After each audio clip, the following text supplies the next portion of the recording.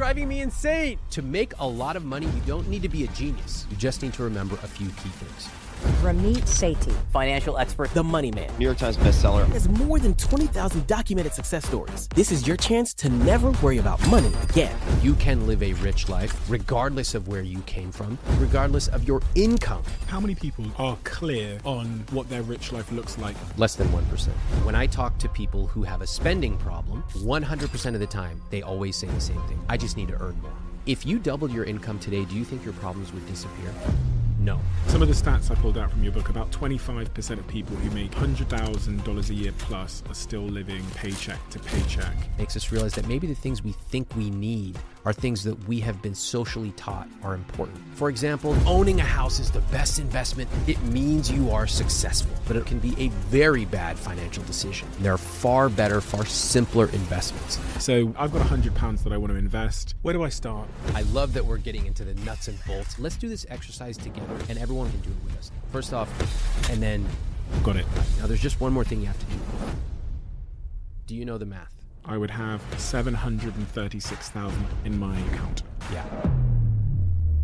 Ramit's 10 money rules. This is where the real wealth is created. Number 1.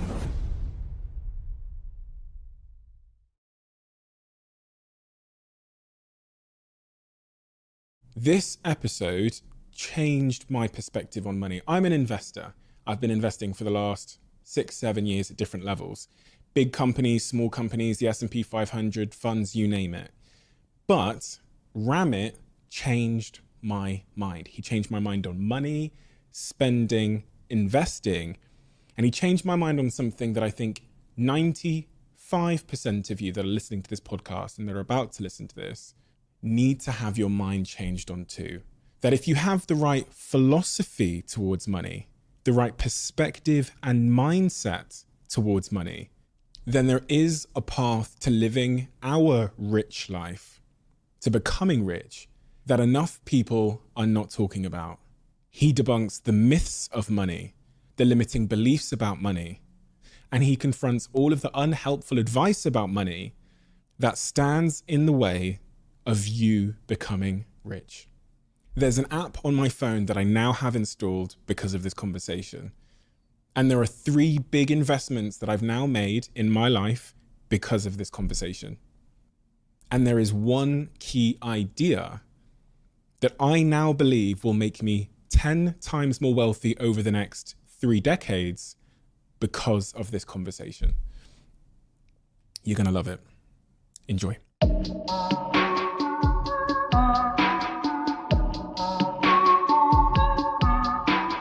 Ramit, someone's just clicked on this podcast on YouTube, on Spotify, on Apple, and they saw the title, they saw the thumbnail, they thought that sounds interesting.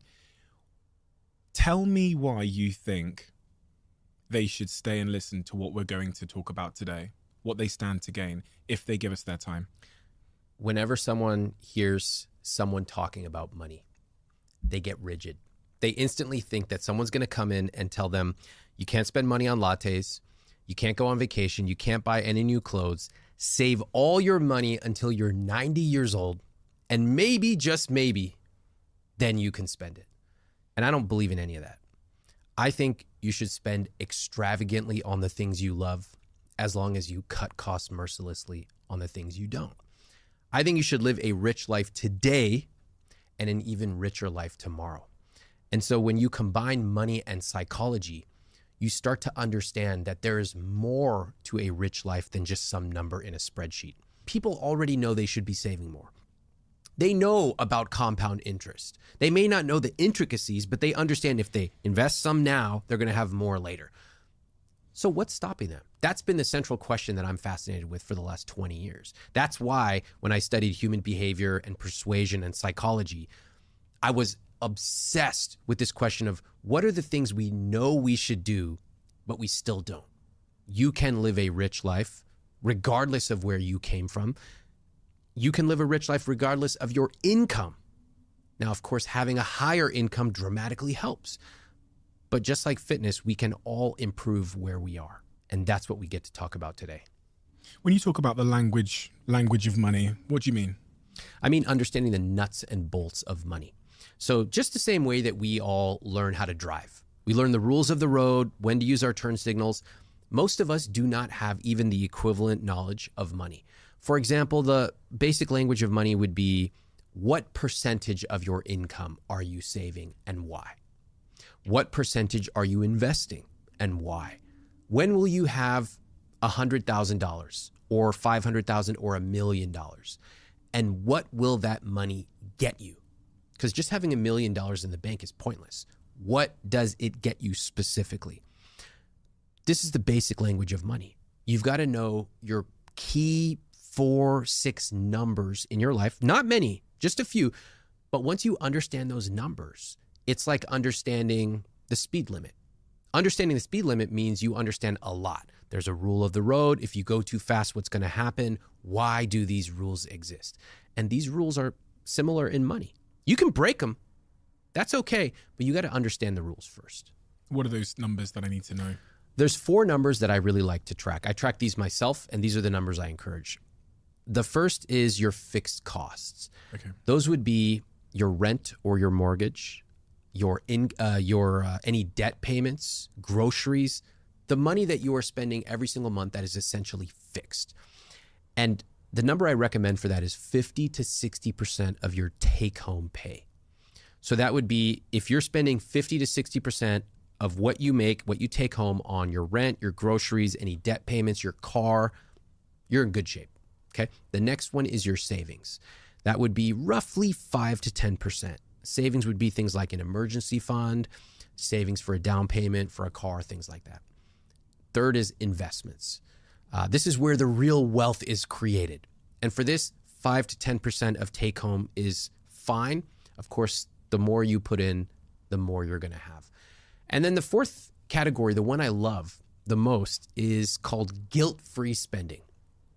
This is going out for cocktails in New York.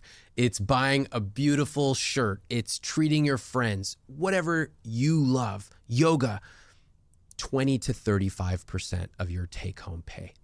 So if you're watching or you're listening to this, just take 15 minutes. Back of the napkin, jot down your approximate numbers. You don't even have to get them perfect. And you will be able to benchmark how you are spending compared to those numbers. I'll tell you that those numbers tell me a lot. It's almost, if you just show me those 4 numbers of your spending, I can tell so much. I can tell what you love spending on. I can tell what you don't. I can tell what your priorities are.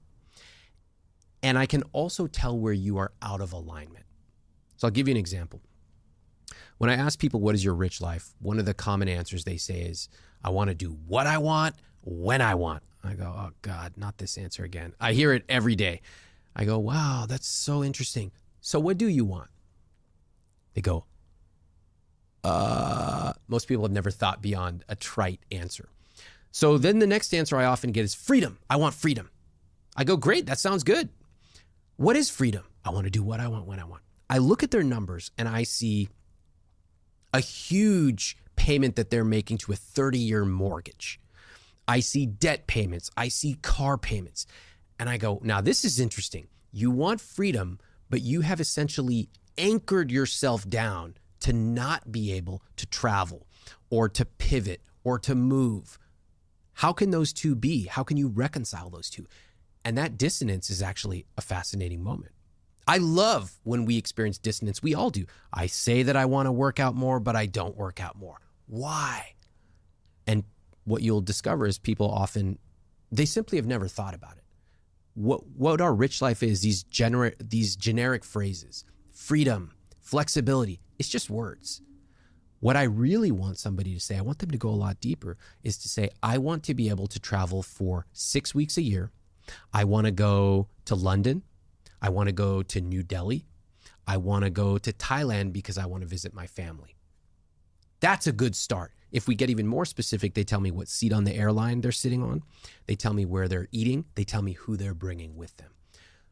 But to simply say, I want freedom, is so vague that when I look at your numbers, there's often a huge incongruity with how you're spending versus what you claim your rich life is. How many people, from your experience of interviewing people and doing this research, are clear on what their rich life looks like, down to you know, what you described there, I want to travel for a couple of months a year. And then even further down to which seat I'm going to be in, which class I'm going to be on as I travel. Less than 1%. Less than 1% of people know that. No, most people literally say, I want to do what I want when I want. That is the extent to which they've thought about a rich life. Why does it matter to be, what did that less than 1% of people that have that planned out have as an advantage or a benefit from that meticulous thought that the other 99% don't have? Because they can craft their rich life that is uniquely theirs, almost like getting a handmade glove. And in fact, the more you craft your rich life, the more bewildering it looks to the outside world. So I'll give you an example from my own life. I love to travel. I spend a lot of money when my wife and we'll travel for months at a time. I love hotels. I love the hospitality. I love the details. I love it all.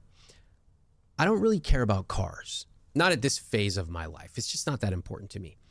So when I talk about my money dials or the things that I love to spend money on, I might spend a crazy amount on a hotel per night just because I love it. But I drive a car that's almost 20 years old. It's just not important to me. And I want that. I want to hear in your life what you spend extravagantly on, but then you cut costs mercilessly on, because I want that duality, which indicates you are intentional about your rich life. What if we're buying things to impress other people and we don't? Because it's hard to, looking in from the outside especially, it's hard to know if someone actually likes Lamborghinis. Yeah. Or if they're buying Lamborghinis because they were beat up when they were 9 years old on the playground and they're trying to overcompensate and make the world. And does it matter why they're buying it? Does it matter? I don't know. First of all, how would we even know? How would they know? Is there a difference, do you think, just in your opinion, on the impact that purchase has on us, whether we're doing it intrinsically or we're doing it extrinsically? Because I reflect on some of the things that I spent money on and I go, that was for someone else. Whereas there's other things I spend money on, which are maybe health related or travel related, like convenience, flying in a nice class on a plane, which I go, no, that's actually adding a lot of benefit to my life. Whereas that mansion I bought out in the countryside when I was 23 or whatever was a terrible decision. It took me away from my friends because it was an hour and a half outside of the city. Yeah. And none of my friends ever came to it. So I was just arriving at midnight after work in this fucking mansion with this tennis court by myself, sleeping for 3 hours and then driving another hour and a half back to the city where all my friends and work were. I go, that was a stupid fucking decision based on extrinsic, external, motivations. It's a great question. And, particularly in America, we love this idea of ownership. We are taught you've got to own. Owning a house is the best investment. It means you are successful. And if you're renting, no one really says this, but what they deep down say is you're a loser. Yeah. Okay. This individualistic strain really runs deep. And it has led a lot of people to make poor financial decisions. First of all, you might be surprised to hear my view is that owning can be a good financial decision, but it also can be a very bad financial decision. In fact, I rent by choice. And living in New York, for example, I lived here for a long time. I knew that if I were to buy, I would be losing thousands of dollars every single month because it actually cost more than twice as much to own than to rent. But can you imagine the type of pressures even I got from people who would come over and say, oh, so do you own this place? The place that I was renting. I said, no, I rent. And there was this visible moment of confusion. They're shaking my hand. They know that I'm the I will teach you to be rich guy, but I rent. How can you be teaching money, but you rent? Isn't renting for losers? And I have to say, because I was rock solid confident in my decision, that pressure did not affect me. But I want to also say that a lot of us buy things based on status. Like the idea that we don't buy things based on what people around us think is nonsense. We buy things based on status. To deny it is absurd. But I do think that for the big purchases in your life, like a house, a car, the big things, you've got to run the numbers. And if you decide, hey, you know what? I want to buy a house, even though it's going to cost me an extra $600,000 in opportunity costs and phantom costs, but I'm going to do it. because I like it or it makes me feel good, I say, God bless. But if you simply make decisions based on what other people around you do, then you will discover, like you did, I thought I was going to feel a certain way, and I don't really feel that way. And that, for me, is an opportunity for you to interrogate your own beliefs. And money is like a personal zero-sum game, right? Like, so I can't just spend indefinitely. So buying that ridiculous house out in the countryside takes away from something which might have genuinely brought me closer to happiness, like, I don't know, going away with my family or whatever it might have been.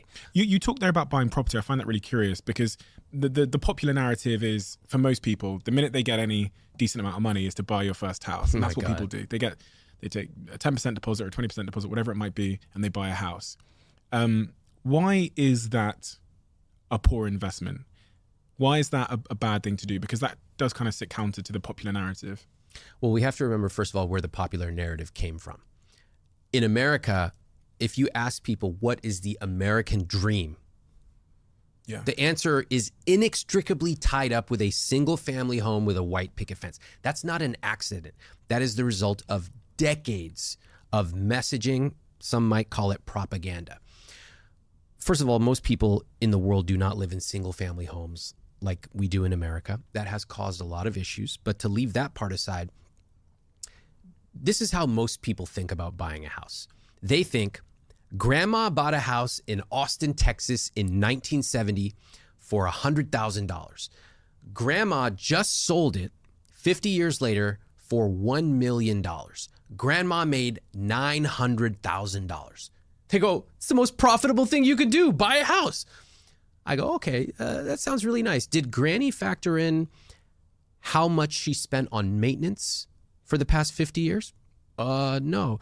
Did Granny factor in inflation and how that affected her return? No. What's inflation?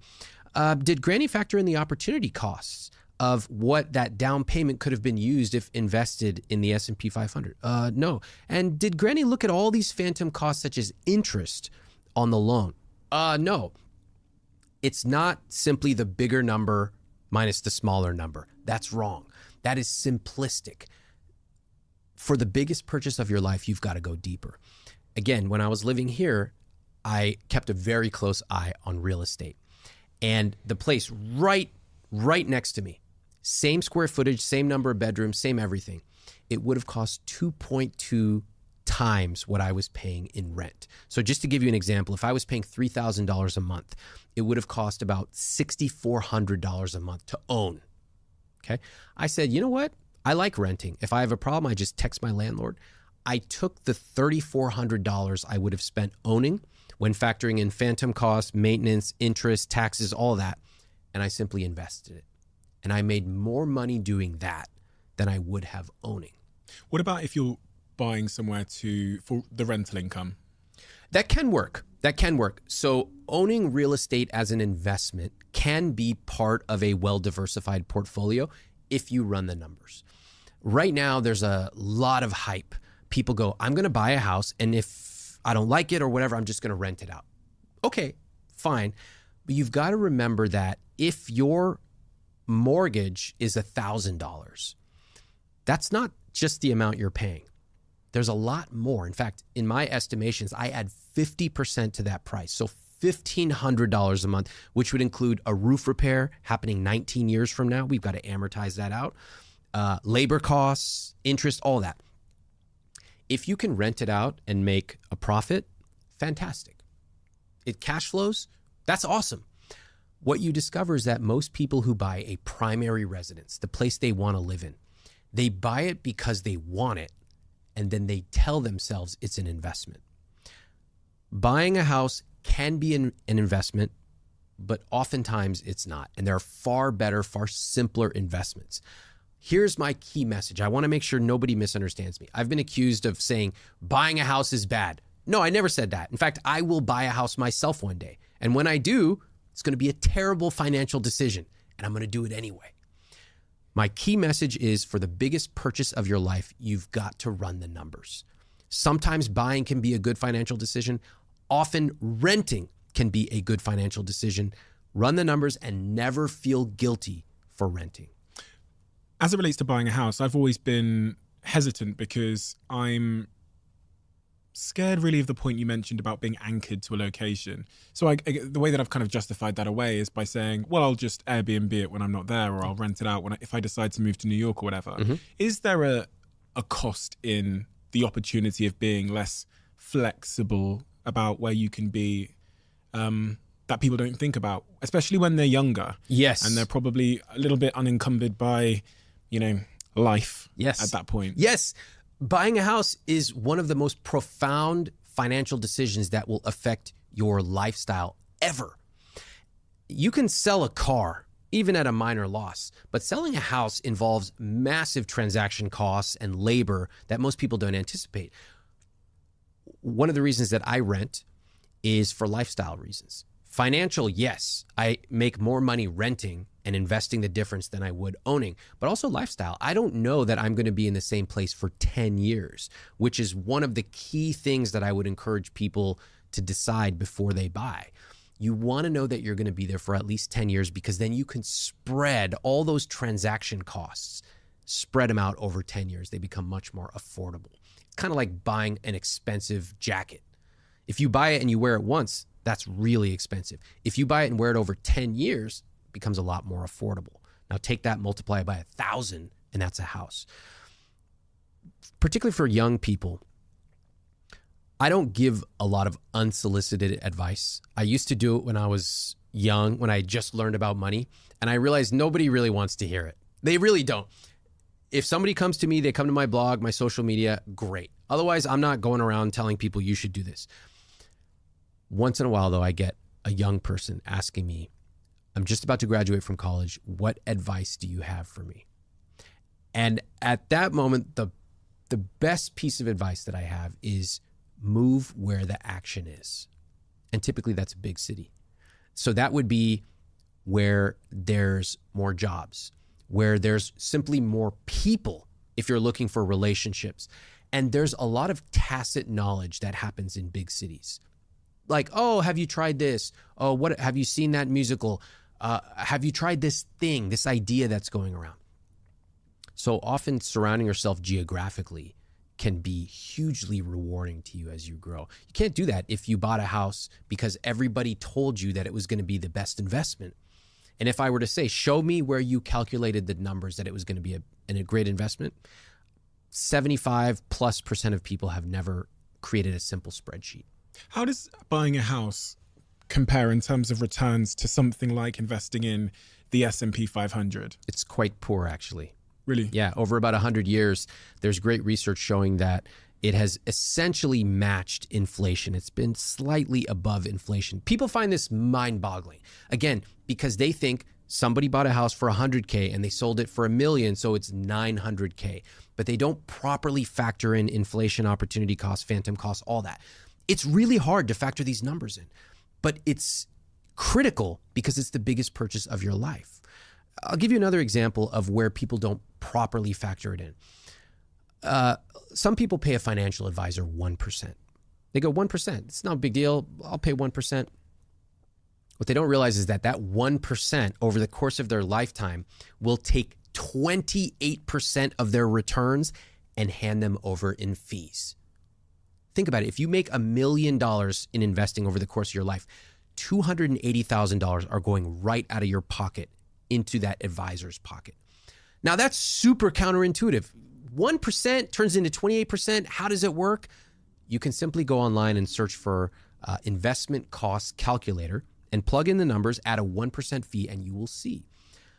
The point of this is that sometimes money is highly counterintuitive. Really counterintuitive. It's unlike anything else. If you and I go to sushi right now and we get sushi for $20, it'll be fine. If we get it for $100, what do you think? It'd probably be a little better, right? And if we get it for $1,000, the fish will have been flown in from Tokyo this morning and it will be served in an absolutely stunning setting. So in other words, you pay more, you get better results. We're used to that. If I spend more on a sweater, it's probably going to have a different type of fabric. More on a car, it's going to look cooler, have cooler features. Money's not like that. If you spend more, you don't get better returns. You don't get better anything. In fact, if anything, you get worse returns. People find this mind-boggling because it's counterintuitive. But in investing, costs matter. In buying a house, you've got to run the numbers because they are totally counterintuitive. Quick one before we get back to this episode. Just give me 30 seconds of your time. 2 things I wanted to say. The first thing is a huge thank you for listening and tuning into the show week after week. It means the world to all of us. And this really is a dream that we absolutely never had and couldn't have imagined getting to this place. But secondly, it's a dream where we feel like we're only just getting started. And if you enjoy what we do here, please join the 24% of people who watch this channel regularly and have hit that subscribe button. It means more than I can say. And if you hit that subscribe button, here's a promise I'm going to make to you. I'm going to do everything in my power to make this show as good as I can now and into the future. We're going to deliver the guests that you want me to speak to, and we're going to continue to keep doing all of the things you love about this show. Thank you. Thank you so much. Back to the episode. So what is the S&P 500 for anybody that doesn't know? Yeah. And what are the returns that I'm likely to get from investing in the S&P 500? I really want to simplify this for people that are at the very start of their investing journey. Yeah. You know, because, I mean, this is what you spend so much of your time doing, that I just think about my team here. So at the Diary of a CEO, there's about 30 people. And we started talking about money one day. And it was mind-blowing how nobody in my team's lives had ever had the conversation with them about investing. Yeah. We all think of investing as something that rich people after the age of 40 do once you have $1 million. Or if you don't have $1 million, then the only other way to invest, we're taught, is to buy a house. This is driving me insane. It's true though, isn't it? Yes, and that's the central part of my work, is that you can live a rich life, and that rich life can be richer and more vibrant and more personal than you ever imagined. If you want to travel, you can travel for longer than you ever thought. You can travel, for me, at nicer hotels. You can spend more time with your children, with your loved ones. Whatever your rich life is, you can do that. But you've got to learn a few key basic things about investing and money. So let me tell you what I would tell my family when they come to me. They go, how should I start investing? The simplest way that I advise my family is I say, get a target date fund. So let me explain what that is. A target date fund is one fund, just one, and you pick it based on the year that you're going to retire. So if you're going to retire in 2050, if you're going to be 65 in 2050, you go and you find that one fund. It's called a Vanguard 2065 fund, or Fidelity 2065, or Schwab 2065. There's lots of brokers. These funds, it's one fund. All you do is put money into it. That's it. The fund, like a pie chart, is automatically diversified. So as you get older, it gets more conservative, because somebody who's 75 years old should be investing differently than someone who's 25. One fund. All you have to do is set your money up to go into it every single month. What is a fund? A fund is a set or a basket of stocks and maybe bonds. So we've all heard of, companies like Microsoft, Google, whatever. A fund owns lots of these, right? And that's important because we've heard diversification, like you should have diversified your investments. Okay, well, how do I do that? You don't need to go and buy 20 stocks and then figure out how much of each to do. That's too much work. And honestly, most people are not good at that, even professionals.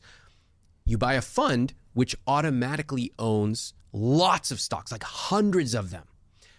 And over time, all you, the individual investor like me, have to focus on is putting money into it automatically. So a fund, essentially, I've got £100 that I want to invest. Yep. I find a fund. Where do I find these funds? You can go to Vanguard, Schwab, or Fidelity. All those are great companies.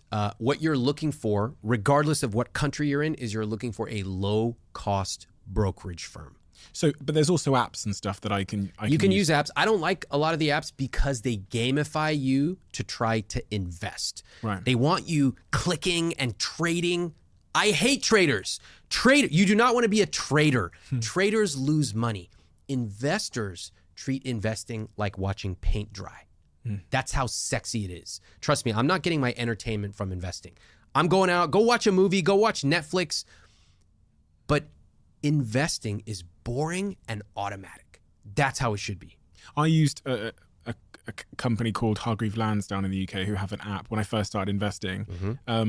When I first started investing in funds, they had a very ugly app, so I wasn't very compelled to use it. I think it's better now, but I would just do it on desktop, which I do get your point, because you don't want to be you don't want to screen all of that notifications. I like ugly. It should be ugly. And you don't want it to be too accessible. Correct. I don't want to be able to check it every day. No, look, on my phone, you will see no investing apps. Yeah, smart. There should not be. Yeah. Why do you need to log in and check it every day? What's the point? Yeah. In fact, most people should check it every 3 to 6 months.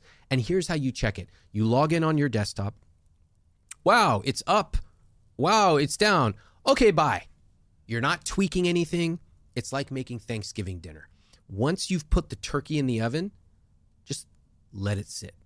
Do not fiddle with it, because you're only going to mess it up. And in this case, you're letting the turkey cook for decades. And that fund, so I've got £100. I go on a website. Yep, Vanguard, Fidelity, Schwab, whatever they are. I have no alliance to any of them. Neither do I. There's various ones in the UK. I actually do recommend Hargreave Lansdown just because it's simple. And I think investing in funds, there's no fees. There's no fee associated with the investment itself. Obviously, they might take a percentage depending on which fund you're investing in.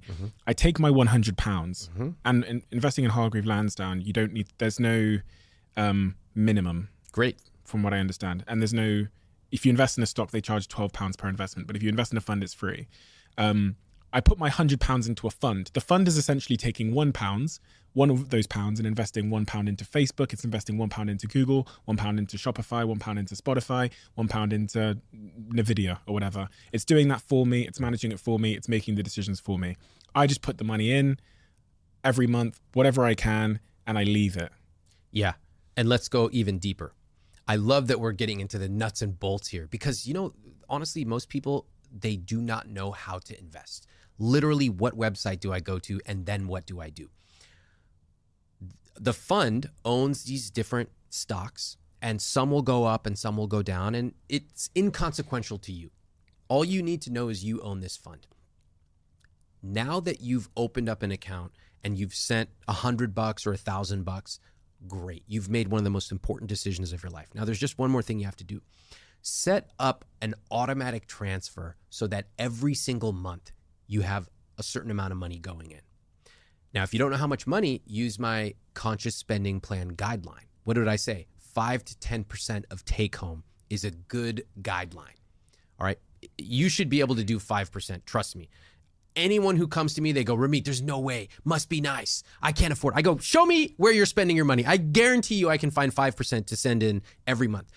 Now, you're not trying to send it in. I don't try to brush my teeth in the morning. It's a habit. Investing is even easier than brushing your teeth because you set it up automatically. The investment fund will automatically draw from your checking account, and it will pull in $100, $500, $1,000, whatever your number is. And so you're not going to log in for 3, 4, 5 months. You're going to log in a few months later. You're going to be like, oh my God, I didn't even realize that all this money is in here. When you add that plus compounding over many years, that is how real wealth is created. So I don't want anyone to think that you have to be rich in order to start investing. One of the ways you get rich is by investing. I've got a friend that's currently actually in this building at the moment, and I had this conversation with them about a year ago, gave the advice that you've just given there. And about 2 months later, this individual, who I shan't name, came to me and I said, how's your investments going in that fund? And they said, oh yeah, I had bills. I had a credit card bill. So I took it out. Oh yeah. She treated it like a checking account. Investments for me are places to accumulate wealth. I don't draw from it. That's what a checking account is for. So what that is there's two parts to what your friend is saying. One is mentally, she's thinking that this investment account is just money I can draw from if I need it. So I would sort of gently change the way she thinks about it. The second is I guarantee her account structure is a little subpar. So here's how I would set it up. This is in chapter 5. It's all automation because trust me, I don't want to spend time transferring money back and forth. I don't spend any time on that. You get paid, your money goes into your checking account. From your checking account, it is automatically transferred to a savings account. In fact, I have sub-savings accounts for vacation, car, down payment, all that stuff. So you have money set up for specific goals. Money is transferred to your investment account. It's transferred there. I'm not going to touch that money. I'm going to let it cook. And then I have my guilt-free spending, which is going out with friends, whatever I love. And my credit card bill is automatically paid off every single month. That's how you want to set it up. It takes a couple of weeks to set everything up, and then you never have to think about it again. How can you prove to me that this is the way to make wealth? What case studies have you got that investing in funds over a long period of time is the path to financial wealth? Because, you know, you said earlier about the paint drying thing. The narrative that we see about why people and how people get rich is, you know, they sell a company or they have a lottery win, or maybe they buy some cryptocurrency and it goes up. Yeah. That's what we hear. That's so that's what we what hear. we try and emulate. Totally. Prove to me that this fund strategy is better. Well, there's a couple things. First off, the research over more than about 100 years shows the returns of the stock market. And the returns tend to be, at least in America, they tend to be around 11%, 10 to 11%. And if you take out inflation, you get about 7 to 8% per year. Now, for anyone listening, they go, okay, well, what does that mean? That number means nothing to me, 7%, whatever. If you go right now and you Google investment calculator and you just plug in your age, you plug in, let's say, $200, $300 a month, and you plug in 7% return, and you just watch how that money grows, you will be shocked. Jack, get me my phone. I'm going to do it now. Okay, so let's search for compound interest calculator. And there's a really simple one. It's called Money Chimp. Okay, I've got it. All right, so there's 4 numbers we need to fill out here. Let's take a look. The first is current principal. That means how much you've got in the bank. I'm going to say $5,000, and I'm going to start when I was 16. Because if I'd saved my money when I was 16 and not spent it recklessly, I think I could have had that $5,000 when I was 16. Annual addition, what does that mean? How much can you invest per year? So for most people, they think about on a monthly basis. They might say $200 a month, which would be $2,400 annual addition. Okay, so what do you want to say? I'm going to say, can I say $5,000? Yeah, that's, about $400 a month. I think that's reasonable. I often find that with people making median or slightly above median salary, that there are hundreds of dollars a month of money that is unaccounted for, that if properly made intentional, could be invested. So great, $5,000 a year. All right. Obviously, I could have, once I got past a certain age, I could have increased that though. So we're going to talk about that. Okay. Hold on to that idea. Okay. How many years? This was you at 20? This was me at 16. Oh, okay. And how old are you today? 30. Okay. So 14 years. Let's just do it until today and we'll see what happens. Okay. All right. 14 years. And then it says interest rate. So what should we assume for that? Is that 8%? Yeah, 7 to 8. I do 7 just to be super conservative because I never want to be surprised on the downside. Right. If anything, I'm going to make more. So 7%. All right, let's calculate it. Okay. What do you see? Damn. What do you see? $133,000, 537. Yeah, that's what you would have had right now. Now let's add some context. So this is really important. You see a number that says $133,000 at age 30. Yeah. Okay. Is that a lot? Is that not? I don't know. Let's break it down. At that point, you started with $5,000 and you invested $5,000 per year. We assumed no raises, even though you obviously made more than you made at age 16. We assumed you stopped investing at age 30, which is obviously ridiculous. And you end up with 6 figures. Let's play it out. Let's take it until 40. So instead of 14 years, you invested for 24 years. What do you see? I would have $336,000. It's getting better. From just $5,000 a year. It's to not have- much. It's fantastic. Again, $400 or so a month is very modest. Remember, people's income goes up Yeah. typically in their 30s and 40s. And if you already are investing a little bit automatically, all you have to do is just tweak a number and it will take an extra couple hundred, $300, $400, $500. Let's do one more. Let's go to 34 years just because I want to see what happens. And then we're going to play with the other numbers. Okay. So investing from the age of 16 until I'm 50, I would have $736,000 in my account. Yeah. Now I want to do the full thing. I want to do a more realistic number here. So instead of 50, we're going to go 49 years. That takes you to age 65. Yeah. Okay. And instead of $5,000 per year, your income obviously went up from being 16 years old. So I'm going to pick a number out of thin air and I'm going to tell you how I picked it. I'm going to say instead of $5,000 a year, it's actually going to be $30,000 per year. Let me tell you why I picked that. In your early years, you don't have as much money, but you were still investing a little bit, which shows that you're dedicated. As your income goes up, you're going to start proportionally continuing to invest. So at a certain point, your income will be really high and that will bring that average up. That's why I switched it to $30,000 per year. I actually think this is quite modest, but I'm going to go ahead and do it. So here we have someone starting investing at $5,000. They invest $30,000 per year. Okay. They grow it for 49 years at 7%. Do you know the math? No, tell me. $12,303,000. So that's me starting with 5K, gradually ratcheting it up until I'm investing 30K a year per average across those 49 years. Yes, which is a flaw in this because it's so simple. Yeah. That money invested, you're not actually going to invest that much early on. You'll invest more later. Yeah. So you'll maybe have a marginal amount less, but we're talking 10 versus 12 million. That's a lot of money. And then if I got 8% instead of the 7%, I'd have 17.4 million. Yeah, but don't mess with that.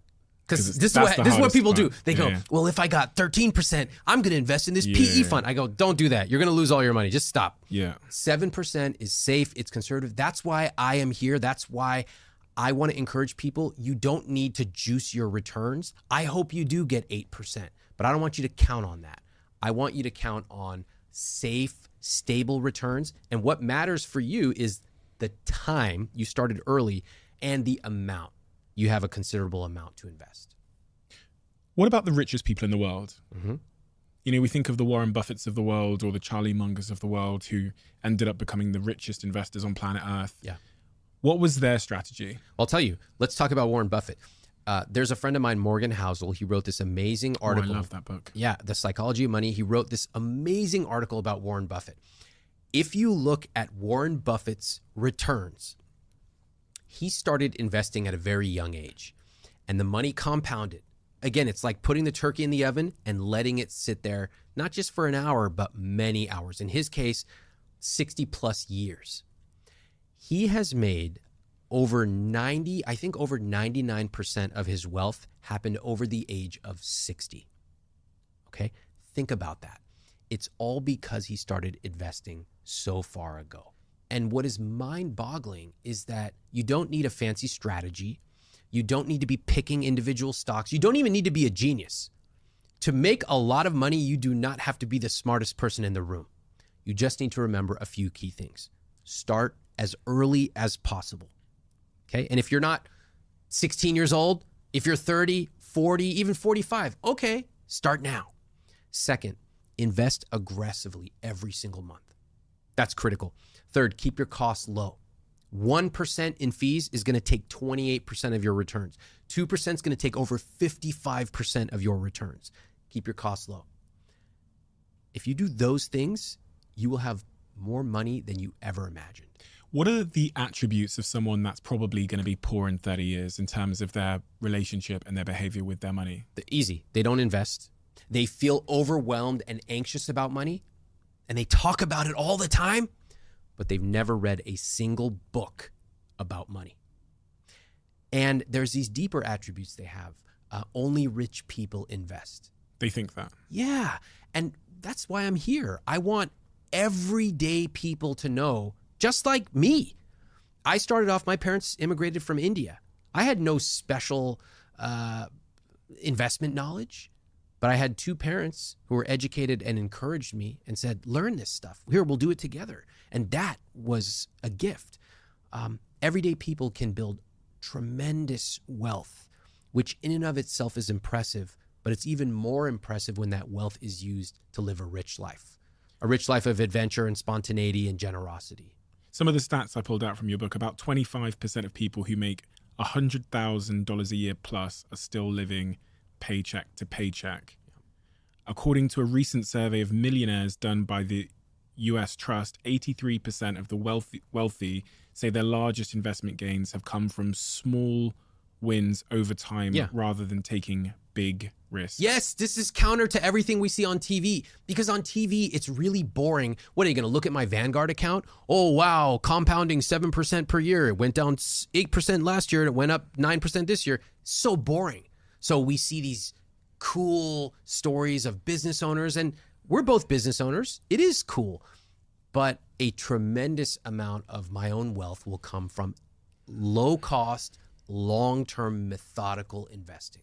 That's like a rule of life, isn't it? That the real returns, in reality, the great returns come from patience and consistency and things that really aren't sexy. Like, they're not Instagrammable. If I post on my Instagram today, hey, I've got some advice for you guys to become wealthy, and I go, need to invest in this fund, and just leave it there. But if I go, listen, I've got this new NFT collection or cryptocurrency coin that's going to make you 1,000,000% this year, people are going to go all in. That's just like something within the human condition, where we want big returns with little effort and today. We want to get rich quick. Same with a six-pack. We want the six-pack abs in 10 minutes. We don't want six-pack abs with diet restrictions and 9 months of work. That's not... And that is why I have a lot of compassion for helping people unlearn some of the messages about money, because we all have them. We all have the equivalent of, I want six-pack abs. But we also have something in life that we've spent time to get really good at. And we know that the secret is basically consistency. If I go ask someone who's an amazing cook, hey, I want to cook like you, how do I do it? What are they going to give me? Use cinnamon? No, they're going to say, get in the kitchen and cook every single day for 5 years, and you're going to learn about when to use salt and when to cook it for longer. Fitness, you want to ask someone who looks really good or feels really good about their body, they're going to give you some secret workout? No, they're going to say, I show up when I feel good. I show up when I don't. I show up. Let's think about the people that might be listening now. So there's going to be someone that is they're a bus driver, or they are a social media manager. They are a cleaner. They're a teacher. They are a personal trainer. Mm-hmm. If your job was to make that person a millionaire in 20 years from now, whatever age they are right now, and you were their financial advisor. Yeah. In fact, you were controlling all of their personal, professional decisions. Talk me through what you would do with that individual at a very detailed level. I would do a few things. Number one, that the most important things I would do would be set up automatic investing and be aggressive about it. Two, they have to increase their income. Okay, I'm going to be that person. I'm going to embody that person that I've just described. So increase my income. I'm a personal trainer. Perfect. Okay, so what shall I do? All right. You're a personal trainer. So first off, I would say, how much are you charging? How are you finding your clients? We talk about that. And let's say you're charging $100 an hour and you have clients, they say, how long do they stay on average? That's exactly what I'm 2 charging. months. Perfect. Great. They stay longer than 2 months. I'm very good. How long do they stay? 3 months. 3 months. Wow. Okay. You're very good. All right. So your average client is worth few $1,000s. Yeah. Great. So you're making, let's say, $60,000, $70,000 a year.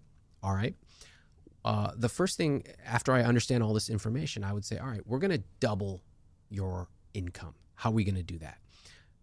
The first answer everyone gives is, I got to find more clients. Okay, you should. You should ask your clients, hey, I've got a few slots available. Who would you recommend? So you should get more clients. Second, you're going to listen to your clients and you're going to say, what else are you looking for? I know you've got your fitness journey you're going on. They're going to tell you, I've got a 10-year reunion. I want to plan for that. Another person's going to say, gosh, I know I should be eating healthier, but it's really hard for me. So you're thinking about it. Here's what you do. You package up meal planning services. You can either do their macros for them and charge them a little bit extra. Let's say an extra $200 a week or $200 a month. You can also partner with a food delivery service and you coordinate with that company to feed over their macros and it gets delivered to them and you take a small cut. Right there, you've added thousands and thousands of dollars per year per client as long as they stick with you. In addition to that, you can do group sessions. So you go, hey, I'm going to do a weekend session. I'd like for you to invite your friends. Invite them for free. And of course, of the people who come, let's say you get 15, 20 people to come, you do a free little session on Saturday. You go, I'm a trainer. I work in Soho. I have 3 open slots. That's how you're finding new clients now. So you're doing 2 things. You're finding new clients. You're increasing your average lifetime value per client. Okay. That's 2 things. Now let's do one last thing. Let's increase the duration that they stick with you. They're sticking with you for 3 months. Give them a special offer to stay with you for 6 months. So when they sign up, they work out with you for a month. You say, look, it's $100 right now. If you stick with me for a 6-month plan, I will give you my sessions at $95 per plan. You'll save X 5%. 1, 2, 3. You've increased. And if we did the math, you may have doubled your revenue. You certainly boosted your profit in a huge way. A lot of that's about making sure you're getting a better return per hour you spend at work, but also making sure all of those hours are full, but then doubling down and making sure each hour, because that's your currency when you're a personal trainer, you're trading in your time. I need to make the most from every hour I spend. I've thought about something recently as I've been writing my new book, The Diary of a CEO, which I've written these 33 laws for building and becoming great, essentially. It goes across marketing and business and whatever. And one of the chapters that I investigate is this idea of making sure your skills are on the right market.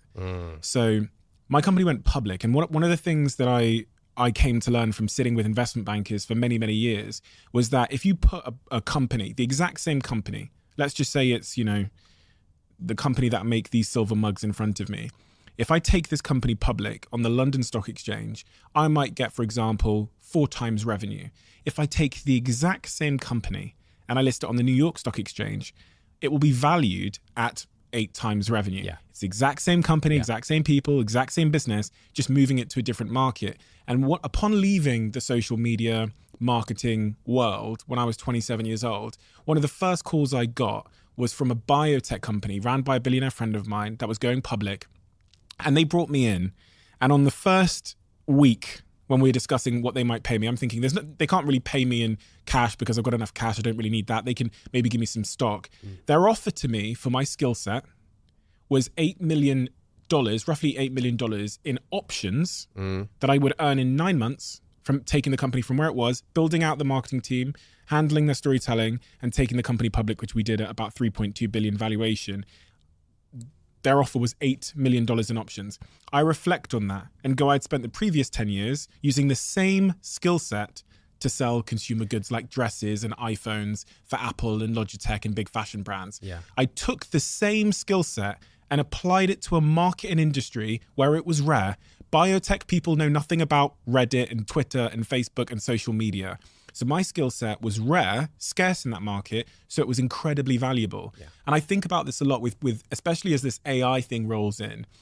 I think people should be looking at their skill sets and going, where is my skill set as a writer going to yield the greatest returns? I could be a social media manager, I could be a blog writer, or I could add a little string to my bow and become a scientific writer or like work a writer in biotech, and you'll get paid. If you can add that little bit of knowledge to your writing skills, you'll get paid, I'm going to say 5 times, potentially 5 times more.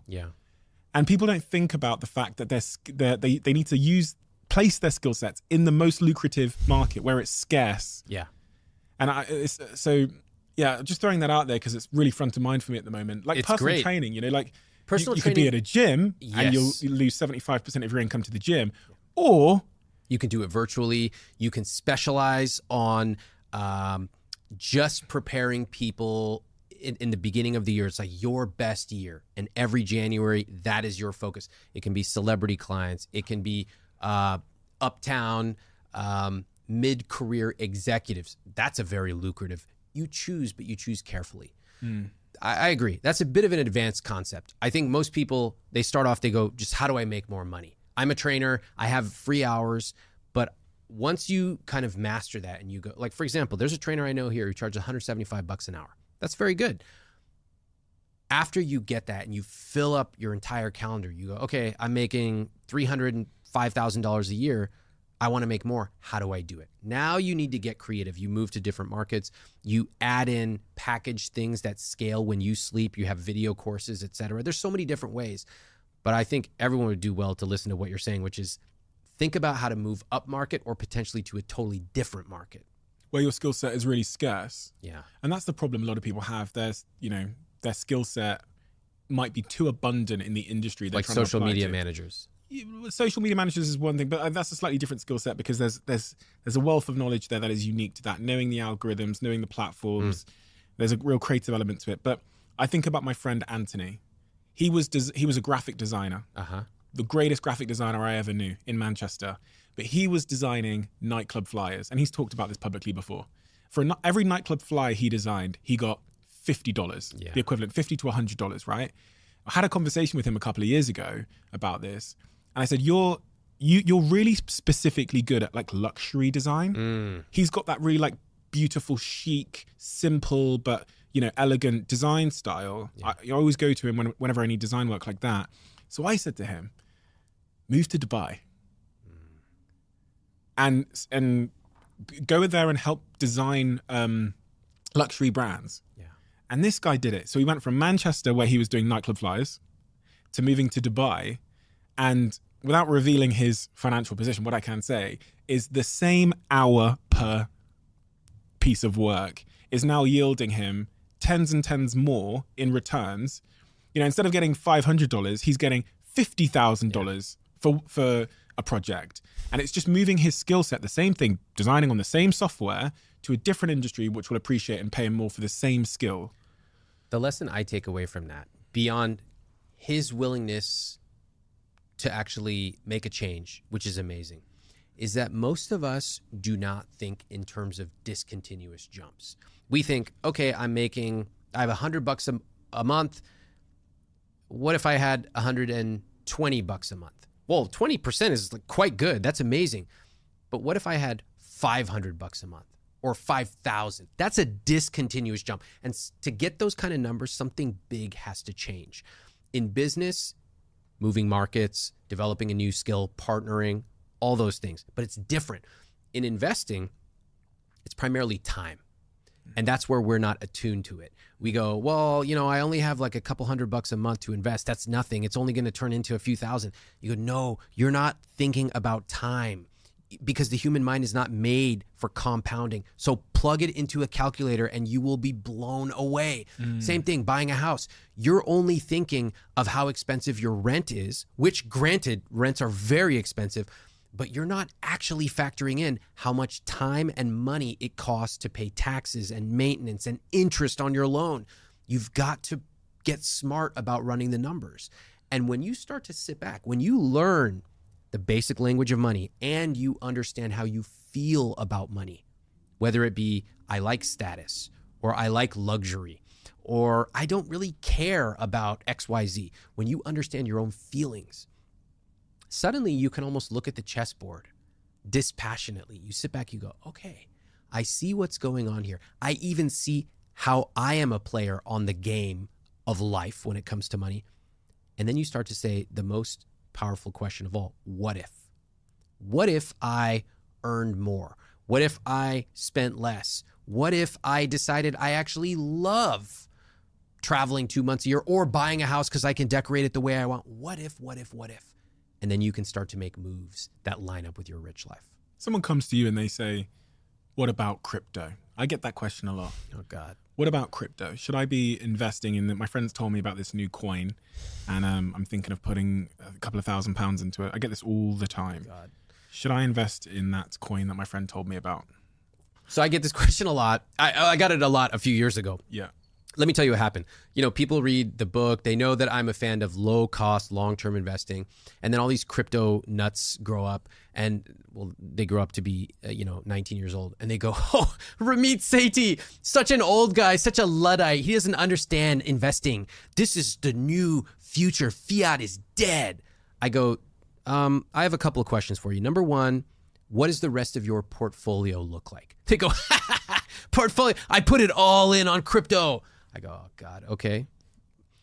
Second, do you think that it's normal to get 4,000% return per year when over about 100 years, the stock market has returned approximately 7% per year? They go, yeah, that's because fiat is dead, you idiot. We're going to the moon. I go, you're going bankrupt. And many of them did lose a tremendous amount of money. My view on crypto is, if you have a well-diversified portfolio, and you want to have a little bit of fun with 1, 2, even 5% of your portfolio, go ahead. And that could be crypto. It could be an individual stock. It could be investing in your friend's bar in Brooklyn. It could be whatever you want. But you got to limit your risk. And what you find is that the type of people who tended to be attracted to crypto tended to be extremely risk-seeking. And in fact, they saw diversification and risk management as boring for old people. This game is a marathon. You want to live a rich life, you want to be living it for 60, 70 years. I'm not trying to get 10,000% returns and then blow out. And that's what happened to many of them. I mean, part of the problem here is that when we do get our 10,000 returns, 10,000% return moment. Yeah, we think it's going to be 10 million% if we just But we also go tell everybody. Oh, of course. You never hear anyone saying, let me tell you something. Thank you for saying that. I went on Twitter because, I mess around with these crypto guys a lot on Twitter. I have a great time doing it. I go, hey, where'd all the crypto bros go? Everyone seems to have disappeared in 2023. Where'd you guys go? And there's just like crickets, where in 2020, they were really coming out, guns blazing. I said, if you have lost a lot of money from crypto, send me an email. I want to share your story. I'll keep you anonymous. I have a lot of people who follow me on social media. I got less than 3 responses. We love to share our successes. We love it. We do it with crypto. We do it with buying a house and selling it for a profit. We do it with business. We do it with all that stuff. But you almost never hear anyone saying, oh my gosh, I bought this. I sold it for 1/5 the price. Oh, and by the way, because of the transaction fees associated, I actually lost like 80% of my money, or 85% of my money. You never hear that. It's deeply shameful for people to admit that they lost money. It's the opposite of status, isn't it? Yeah. And we're not wired to seek the opposite of status. Exactly. We're not wired to voluntarily bring ourselves down in the tribe. Exactly. We are safety seeking, we are status seeking. And so this is what happens with money. That's why I talk about prenups and why I talk about investing and mistakes and all of the above, is that I want to shine a light and show people, if you are only seeing the top of the iceberg, all the successes, of course you feel like you're behind. Of course you feel like everyone knows something you don't. But it's complex. Some people make good decisions, some make poor decisions. We got to look at them all, and then we will understand what's right for us.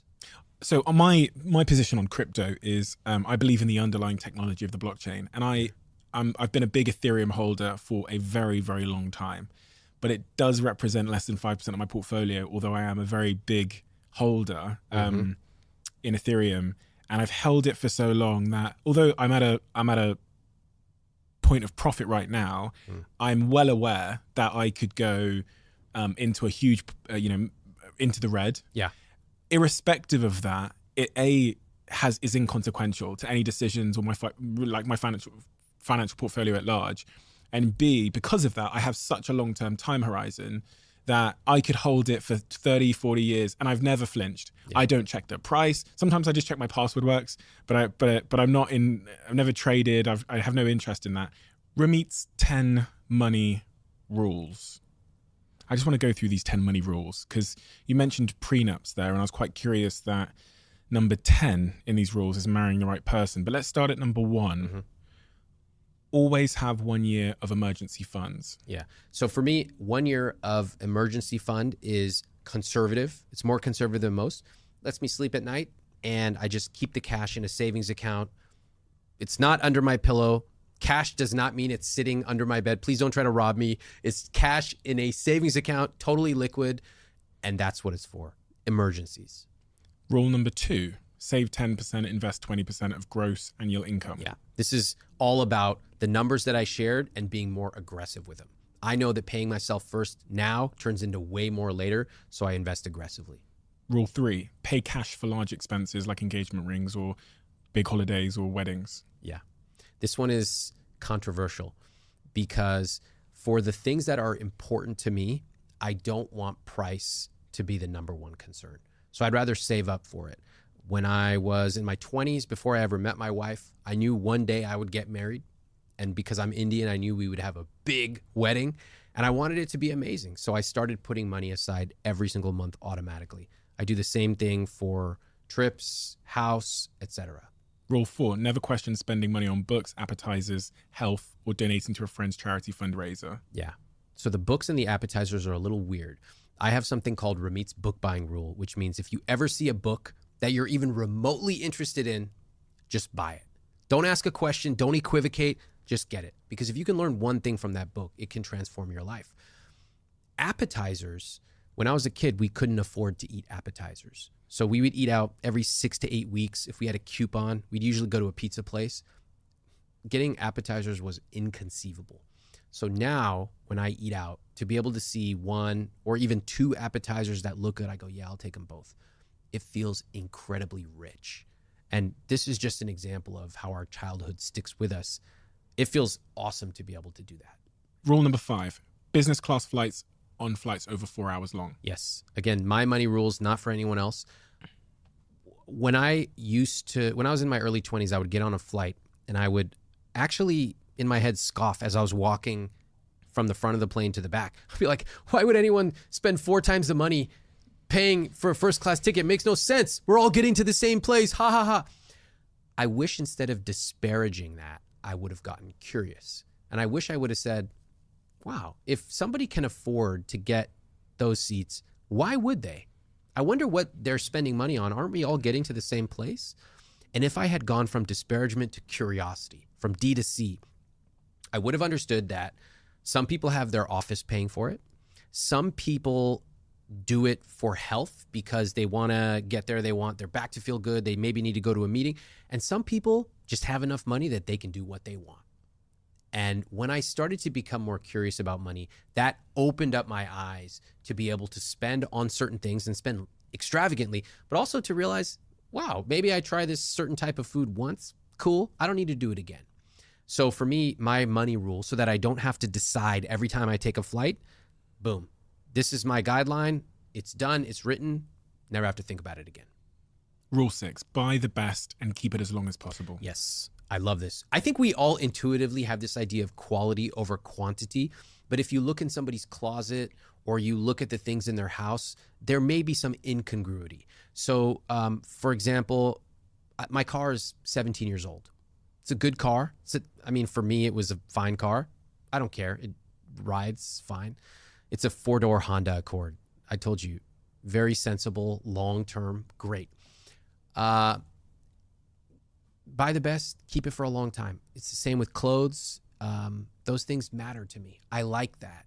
And so I'll buy something that might seem very expensive, but I'll keep it for a long time. Good for the environment as well. Yeah. Rule 7, no limit on spending on health or education. Yeah, this one is important. I learned when I was in my 20s and I started training and learning from personal trainers and nutritionists that I really loved it. And I also realized that I needed help. I needed great teachers. And so eventually I just realized I'm going to give myself unlimited spending on this. Same for education. So I'm a teacher. I teach different programs. Of course, I'm a student as well. I want to learn from great teachers, from taking accounting classes here at Columbia to buying every conceivable book and digital program there is. I've given myself the freedom to do that. And all that came from, I had a scholarship. I had many scholarships that paid my way through college. And one of the scholarships set up an account for me at the Stanford bookstore. So when I walked in there, I could get literally any book I wanted. It was like Willy Wonka and the Chocolate Factory. For a guy like me to have unlimited books, it was like unbelievable. And when I graduated from college, I realized that would be going away. And then I remember having this conversation with myself and saying, how much would it really cost to recapture that feeling of being able to get anything I wanted? See a book on the bookshelf, I'll get it. And the answer is really not that much. So over time, that then expanded to health and education. Health I find really compelling because it's clearly the most important foundation of all of this. It's clearly the most lucrative investment any of us could make, because everything we've described, the rich life, doesn't exist without that foundation. Yeah. So it's all good investing in your Vanguard, but it doesn't matter at all if you're going to die. Yeah. If you ask people what's important to you, they'll often give you the same answers. They'll say relationships, health, maybe travel. Career, maybe. Yeah. I go, okay, let's take a look at your spending. Show me where you spend on those things. It gets really quiet really fast. Now, it's one thing to spend time on relationships, and we should, but we can also spend money to enrich those things. It might be surprising your niece at a showing of Michael Jackson, or it might be surprising your family by going home and visiting them. There are lots of ways you can use money to enrich those experiences. Same for health. It could be what you buy at the grocery store. It could be training or a gym membership. It could be whatever it is that's meaningful for you. But if we claim something's important to us, it sure better show up in our time and our spending.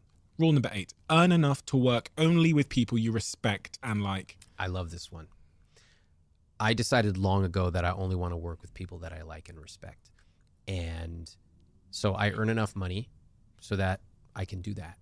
And to me, who you surround yourself with matters profoundly. Ideas seep into your consciousness. Values seep in.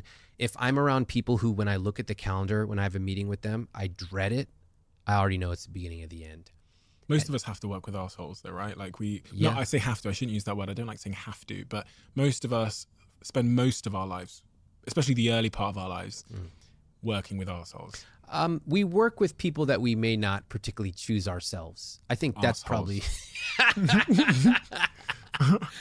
So yes, I built a life where I could make that decision for myself. Yeah. I'm the CEO of my business, but I think what is important there is the intentionality behind it. It's like, even if I worked at a company, I would be deciding on which division I want to work in, which boss I want to transfer under, based on do I like and do I respect him. That's it. The intention is there. Again, these are my rules, not anybody else's, but if this one strikes you, then the way that I would interpret this is, wow, who in my life do I not like? Who do I not respect? Do I need to be around them? Maybe it's not work. Maybe it's the friend that I hang out with socially on Saturdays. Again, we have a choice, not on everything, but in the things we do have a choice. What a shame if we don't use it. Rule number 9, prioritize time outside the spreadsheets. Yeah. Too many nerds love a spreadsheet and they go, I got to optimize cell B43. B43 never talk back to me.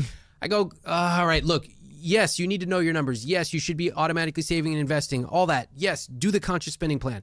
But at a certain point, you won. The turkey is cooking. You won. You know your numbers. Turn the page. Get out of the spreadsheet. A rich life is lived outside of the spreadsheet. So on a personal level, that means I spend less than 1 hour per month on my finances. It all runs. It's a machine. It's a system. I speak to my wife. We talk once every couple of weeks about money. Besides that, do not spend time tweaking, because the rich life is lived having conversations like this, seeing friends, seeing my family. That's where I want to live, not tweaking things endlessly for no marginal gain. Number 10, you mentioned your wife there. Marry the right person. Yeah, maybe the most important one of all. Marriage is the most consequential financial and relational decision we ever make. And people, they're a little weirded out by this rule. They go, what does this have to do with money? I go, what do you mean? The partner you choose will affect where you live, what you spend on a day-to-day basis, what type of house you buy if you do, how often you travel, the values if you have children that you pass down to kids. Of course it's important. And so these are conversations that if you are starting to date, it's a great time. There's natural moments in the dating process or even the relationship process where you can bring up money. So it's like the first time you take a vacation together, you take a trip, you go, hey, just want to, this is on my mind. I'd love to just like put it out on the table. Love that you invited me on this trip. I'm so excited to go. I'm just curious, how were you thinking about paying for the trip? Who in your mind pays for it? How would you see us splitting this? That's a great way to bring it up, and you learn a lot about your partner. There are questions you can naturally ask. How were you raised with money? What do you remember your parents telling you? Here's what I remember about my parents. Genuine curiosity. It also tells you a lot about your partner. And then there's a few other natural moments in a relationship where it just makes perfect sense to talk about money. When you get engaged, when you get married, if and when you move in together pre or post marriage, if and when you have children, there are these natural moments where you get the gift of being able to talk about money. Do people talk about money? Couples? They talk about it when something goes wrong. Outside of that, what sort of percentage of couples do you think talk about money? Rarely. It's very low. I know. I speak to them all the time. I ask them, when do you talk about money? They go, when we're fighting. Or when they talk about it, it's these grooves that have been created for 40 years. Oh, every time she goes to Target, she spends too much. Ha ha ha. And I'm like, that's not that funny. Like, the running joke between you is that she spends too much at Target. Sounds like resentment. Yeah. Why not it be something different so that when you talk about money once a month, proactively, you always start off complimenting your partner. You go, you know what? I really appreciate that when we travel, you always pick the best flights. I have total trust because you always get us there on time and you pick the flights that are so comfortable, and I just love you for that. That's a great way to reframe how we talk about money. But instead, we often simply do not talk about it proactively. We only talk about it when something is a problem. Do you think our partner should know how much money we have? When you're married, probably a little before that as well. Like, I'll tell you what happened with my wife and me. So in my book, in chapter 9, I talk about how to talk about money and when to talk about money. And first of all, there's a lot of personal finance experts. They're like, you should talk about money on date 1. I'm like, have you guys ever been on a first date? Can you imagine? Who's talking about their asset allocation on the first date? I'm like, get a life. So she had asked me, like years into our relationship, some 401k question. And I was like, read this book. Learn it. It's in there. So I knew all about her money. We had talked about her finances. And then as we started getting more serious, one day she came to me and she said, I don't feel comfortable because you know everything about my finances and I don't know anything about yours. And that was a sobering moment because I realized I had violated my own rules in chapter 9 of talking about money early and proactively. Why didn't she feel comfortable? She didn't feel comfortable because she felt like I knew everything. And she didn't know anything about me. Being in the dark about your partner and their finances is very uncomfortable. We were planning to get married. So what does that mean? Does he have debt? Does he not? Does he have this much money or not? Does he expect me to pay the exact same amount for this apartment because I don't know if I can afford that? What does it mean for children? What does it mean for our elderly parents? All that stuff. This is what money means. Money is not just an amount in a spreadsheet. It's where do we live? Security. Who do we get to be? And, security is a really good, that word haunts me because I realized to my horror that I had not shared about my finances. So we had a series of conversations. And as we got engaged, we had more. We started talking about money a lot. And I mentioned to my now wife, I said, it's really important for me that by virtue of me running a business for so long, I've accumulated this business, these assets, and I love you, but it's important for me that we talk about a prenup. And I was very, very scared. I had talked to a lot of friends, and I'm sharing this because prenups are another thing that always happen in the dark. And I don't want that. I want people to shine a light and to understand how these conversations happen, because nobody talks about this. I'm going to talk about it. So I was nervous, and all the advice online is awful. It's like, have the conversation. I'm like, what conversation? What do I say? Or some people, they tell you to blame your lawyer. My lawyer insisted I have a prenup. I'm like, if I can't be honest to my soon-to-be wife, what kind of relationship do we have? So that's what I said to her. And she responded like, awesome. She was like, wow, I didn't expect that. I don't know much about prenups, but I'd be willing to learn more. I said, fantastic. So we start talking more about it. We both get lawyers, as you're both required to. And it was going pretty well until it didn't. And we started really disagreeing about money. And we were just like fighting. And she finally said, we should go see somebody because this conversation is not going the right direction. And I totally agreed with her. So we literally went on Yelp and we searched like therapist near us, and we found one right there. We went and we sit down, and this therapist was great. She asked us, what does money mean to you? And she asked me first. It's so obvious. Money means growth. Like I could literally see the compound interest charts in front of my eyes. I know about the rule of 72 and expense ratios. Growth, of course. She asked the same question to my wife. My wife says, safety. Like, what? That's like somebody saying metal. Money means metal to me. I go, huh? And it was that we realized we saw money completely differently. Completely. It explained to me why my wife wanted more money in just sitting in a checking account. When I go, but that checking account is losing potential interest. Why would we lower our yield? Blah, blah, blah. We were looking at it through two totally different lenses. So that single question was very helpful in us reframing our conversations. It didn't change everything overnight. We still had a lot of conversations we had to have. And even once we got married, we still have conversations now. They're different. They're about spending and investing and prioritizing. But it was a new way for us to look at the way we related to money. Where did her lens come from? Childhood, like most of ours. Same for me.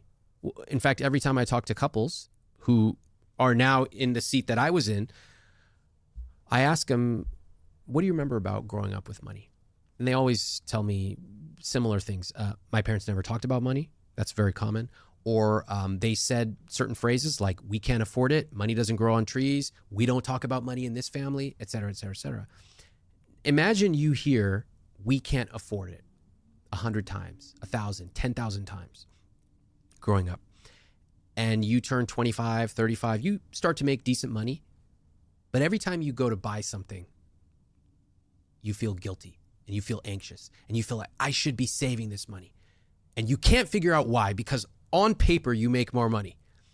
If you came to me on my podcast, we would trace it back, and you might realize it is something as simple and vivid as sitting around the dinner table and hearing mom or dad saying, we can't afford it. Our childhood sticks with us, and we can change, but it's so important for us to acknowledge that it sticks with us. If I approach my partner and I say, I want to get a prenup, and they say, what? You don't trust me? Yeah. And they say no. What do you do? Is that the question? Yeah. Well, I would say, first of all, I wouldn't start off like that. I think that is one of the most important conversations you're ever going to have in your life, and the subsequent conversations. So take it seriously. You show up and you explain it. I explain it perfectly, and they turn around and say that. And they say, no. They say, you don't trust me? No.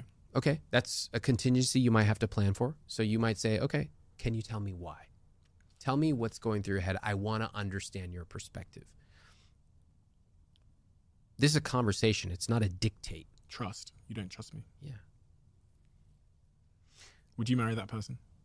I would have a lot more conversations. I can't say yes or no because you can't judge someone based on their reaction in a situation they've never been in. How am I going to react if I got in a car accident and I start crying? Can you judge me my entire life based on that? No.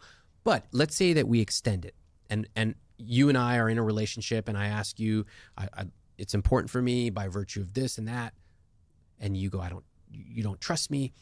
If you are unwilling to even discuss it, if you're unwilling to talk to friends, to talk to lawyers, to talk to people you can find on your own or I can introduce you to, then I think we have a bigger disagreement about values. And the way that most of us think about a prenup is it's usually some rich asshole telling someone who has way less money, like, sign this paper or it's over. And again, that's Hollywood. Prenup, which I learned, is all about if the marriage ends, what you had before or any agreed upon assets stay with that person. So if you have a business and your partner and you get married, there's no prenup, and for whatever reason, God forbid, you separate, suddenly that business might be at risk. The portfolio that you accumulated before you ever met your partner might go to them. And that, when you explain it that way, most people go, oh, that doesn't really seem fair. But the money that you accumulate together as married partners, yeah, there definitely should be an agreed upon, that money needs to be split, etc. And no person, especially the partner who earns less, should be left out in the cold ever. Do you notice any differences when you speak to these couples or on your podcast in gender differences as it relates to people's relationship with money? Because I read a lot of stuff about men being more prone to gambling addiction and gambling generally. Yeah. I think there are a lot of differences. I think gender is one of the axes that people differentiate on. I see typically more aggressive investing from men. If I see a gender difference in investing differences, it would be much more conservative with women. I might see words like safety and security used more commonly by women. But I think there are also other axes. Socioeconomic class is a huge one that we talk about. And that's something that's very under the covers, particularly in America. But we talk about it point blank. If somebody tells me I've been poor before and I can be poor again, doesn't bother me. I can tell you how they were raised. I can tell you probably to some geographic area, in fact. If they tell me my parents said be seen and not heard, that tells me a lot about someone and their financial behavior. So there are different axes that you see different behaviors on. This is the best product that Huel have released in recent times. Many of you will think of alternatives to this, but I've tried those alternatives and none of them are as tasty as Huel's Daily Greens. It was out of stock because of the demand. It's now back in stock for everybody in the USA. Right now it's not available in the UK, but when you get a chance, just try it. That's all I'm going to say. Just try it. And I think once you try it, you'll understand why this is such an essential part of my life right now and will probably become an essential part of yours. I'm someone that understands, probably from doing this podcast, the importance of having greens in my diet. But do I achieve that every week in the chaos of my life? Do I achieve that? Sometimes the answer is no. With Huel's Daily Greens, the probability of me achieving that is now almost 100% because of its convenience and because of the ease of preparing this. One scoop, 10-second shake, and you're ready to go. Over the last few years, I've realised that my first foundation is my health, something you've heard me talk about a lot.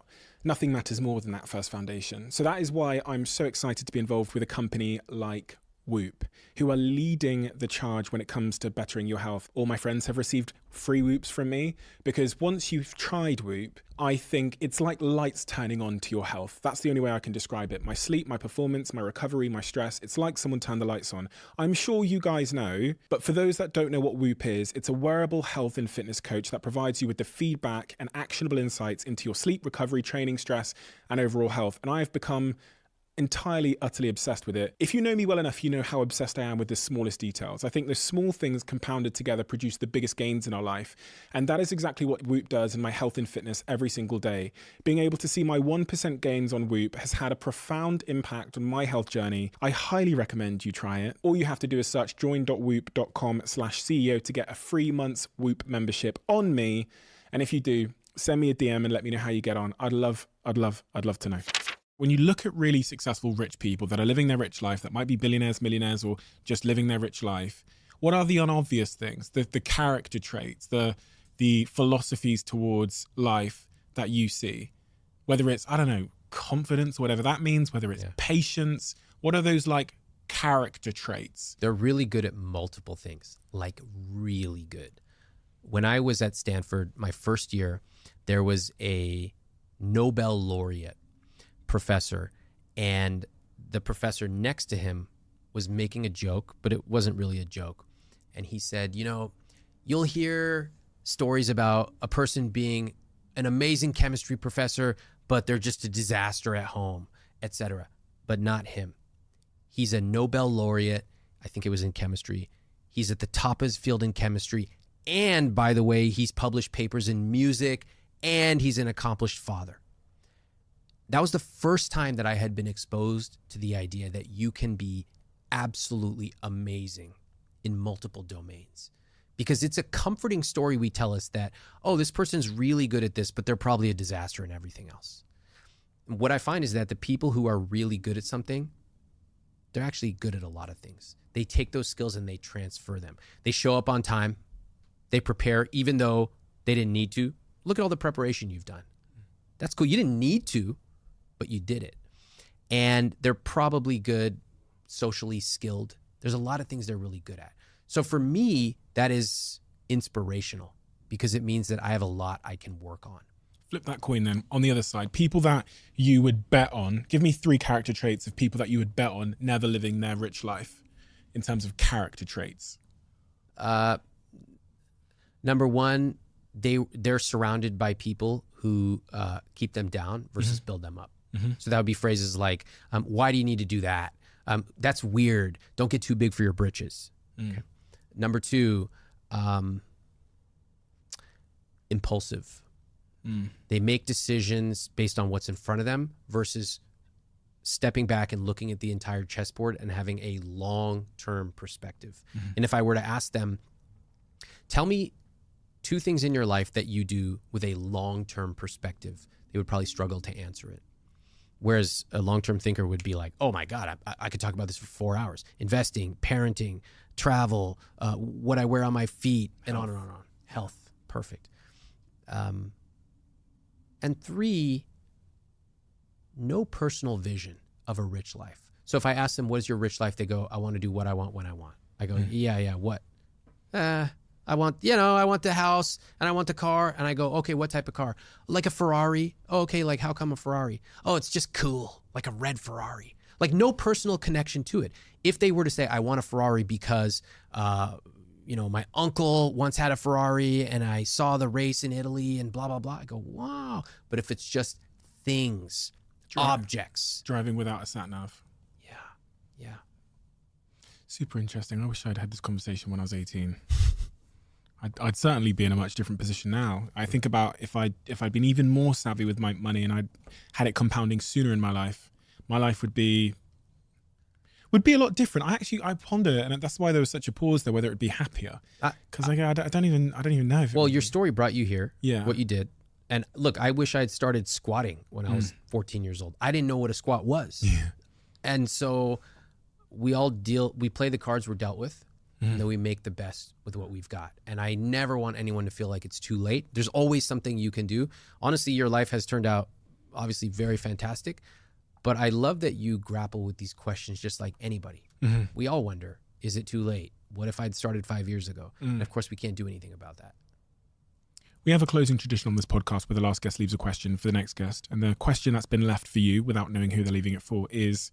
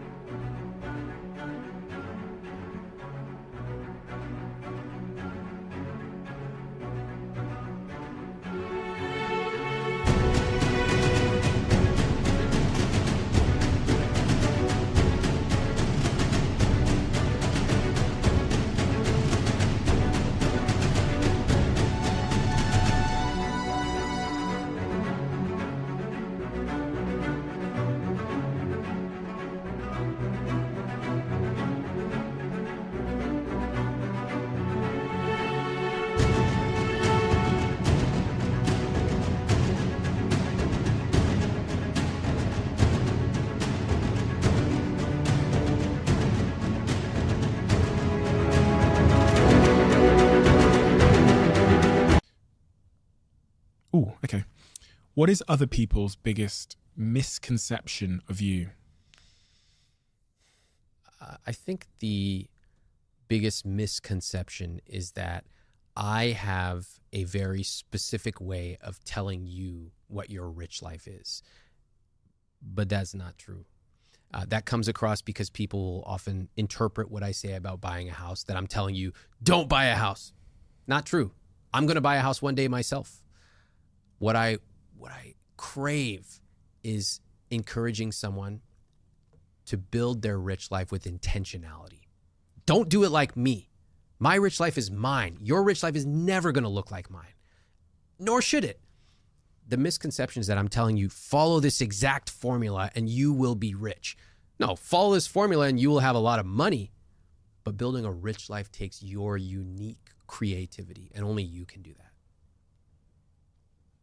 Do you see that as a piece of work that we all need to do? Like the kind of the exercise that you ran me through there. Do you think that everybody needs to do that initial piece of work to really sketch out what of course. Yeah. Otherwise, what are we working for? You're saving money blindly. That's what the whole journal is about. You've got to know down to the intimate detail. What is my perfect Saturday? What do I not want to do? I guarantee you, when I ask people what their perfect week looks like, 0% say, I want to spend 3 hours doing laundry. I go, great. Can we use money to solve that problem? Easy. Luggage in the airport. Can we use money to solve that problem? Done. We never have to think about it again. So we've got to design our rich life. It doesn't just happen to us. Nobody trips and falls and lives a rich life. It is intentional and it is ongoing work. And in my opinion, is one of the most important pieces of work that we can ever do. And that's, you're right, exactly what this journal does. I will teach you to be rich journal. And throughout this journal, you kind of hold people's hand through those exercises, but do it solo or you do it with a partner, and you get to dream about money. Most of us feel so nervous and rigid and scarce about money. We feel ashamed. This has almost no numbers. It's all about what does your rich life look like? And if anything, you finish this and you're dreaming bigger, not smaller. When I look at this journal, as I go through it, there's a real emphasis here on just heightening turning the lights on in terms of what money is, but really heightening their self-awareness about their relationship with money as well, which seems to be the foundation of getting good at money. And your other book, I Will Teach You to Be Rich, which is the second edition of this book. The first one came out, I believe, in 2009, just after the financial crash, which is fucking perfect timing. This one came out in 2019. So this is an updated version of the book. I mean, millions and millions of people have bought this book. The nuts and bolts of money. If you don't know how to get started investing, if you have debt and you're not sure what to do, if you even have questions about, should I buy whole life insurance? The answer is no. Should I buy or lease a car? It's all in there. No guilt, no excuses, no BS. Just a 6-week program that works. You're referred to as the new finance guru. And I think, we do need new finance gurus because there's not enough financial literacy from the very start of our lives. As you saw from my story, where I just my relationship with money was catastrophic, and I could be I'm very aware that I could be in a much different position because of those early mistakes I made and mishaps and my early relationship with money. So people do need to start getting educated with their money, because as I said at the start of this conversation, it is about living your rich life, and that is a subjective thing. For me, it was having the freedom of choice broadly across every facet of my life about where I spend my time and who I spend it with. But it is the foundation of that freedom of choice. And that's what your book and your work does so brilliantly and articulately. It gives us the path to freedom of choice, and we get to choose what our rich life looks like. So thank you so much for your time. Thank you for being an inspiration and being a loud voice in the conversation around money. I know so many of the people listening to this podcast are completely in the dark about money. And so having these kind of conversations and having the practical roadmap to how we can improve our relationship so we can unlock the future we want is incredibly important now. And I'm sure it will remain incredibly important in the future, because there's going to be a lot of influencers like Instagram and TikTok that are trying to tell us a story about money and aspirations and what we should be aiming at that are unhelpful and counterproductive to our happiness. So thank you, Ramit. Thanks for having me.